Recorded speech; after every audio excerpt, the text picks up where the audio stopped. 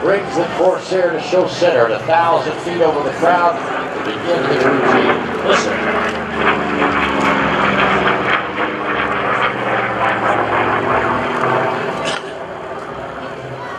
Pulls up hard into a wing over maneuver.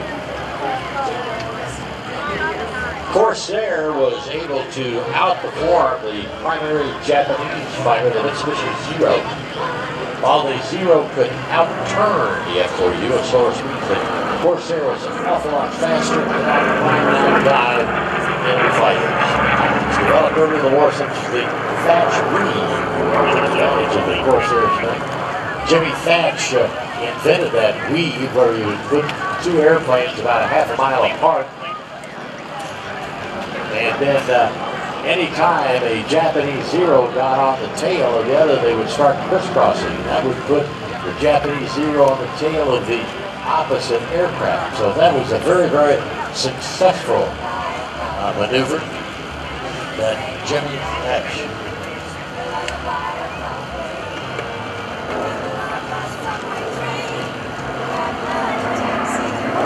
In front of right now, the big wing Corsair.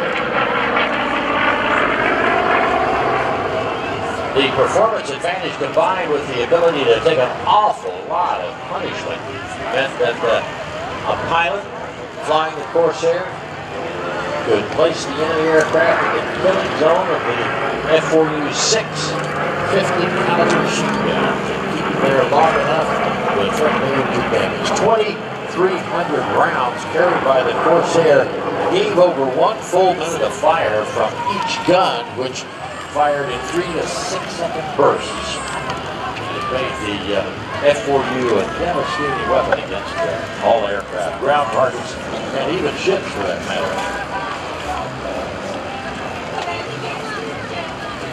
Corsair served with the U.S. Navy, the Marines, the Royal Navy's Air Fleet Arm, the Royal New Zealand Air Force, and later the French Aerobatic.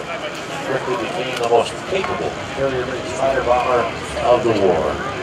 In fact, the demand for the aircraft soon overwhelmed the Vaught's manufacturing capability. They started building the airplane, resulting in additional aircraft being produced by the Goodyear company. Little knife-edge pass from one side to the other. This is an F4U Corsair, and the Goodyears were known as FG-1D Corsairs. Popularly known as the sweetheart of the Marianas or the angel of Okinawa for its roles in the campaigns, respectively, the names were given not by aviators, but ground troops. Among pilots, though, the aircraft was nicknamed the Ensign Eliminator and the Bent Wing Eliminator because it required a lot of hours of flight training to master it over other Navy carrier-borne aircraft. You notice the bent wings on it, and you wonder why that is. Well, that propeller on the aircraft is over 11 feet in diameter, and it would require a very, very heavy landing gear to come aboard the carrier. So they beefed up the landing gear, but to make it such a short, squatty, and strong landing gear, they had to bend the wings so the propeller would clear the deck of the aircraft carrier. Thus, the bent wing. Like I said earlier, Japanese called it whistling death because of the air rushing into the oil coolers mounted in the wing roof of the aircraft. Made that horrible whistling sound.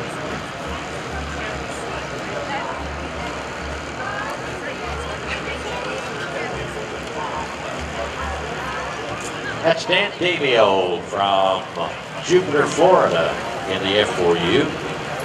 He's setting up for his landing, and then he's going to come taxi in front of the crowd. And right down here in front of the Thunderbirds, we're going to show you how they put them aboard the carrier by folding the wings of the F4U.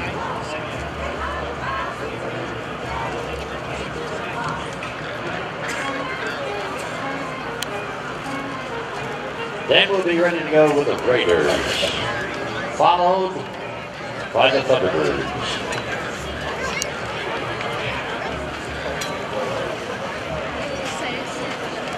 long that nose is from the cockpit out to the propeller.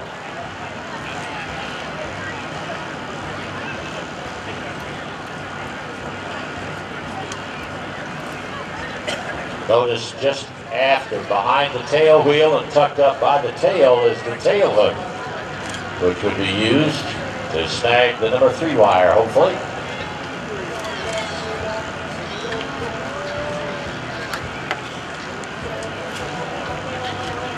All right, here we go with the wing fold. This is how they would stow the aircraft, not only up the flight deck, but the hangar deck as well.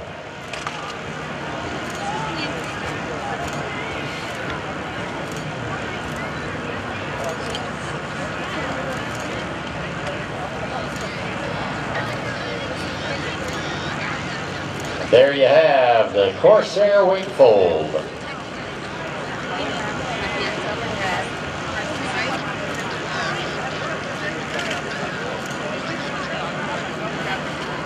Just saw Kristen Haley walk by, Thunderbird number 12. It's her birthday today.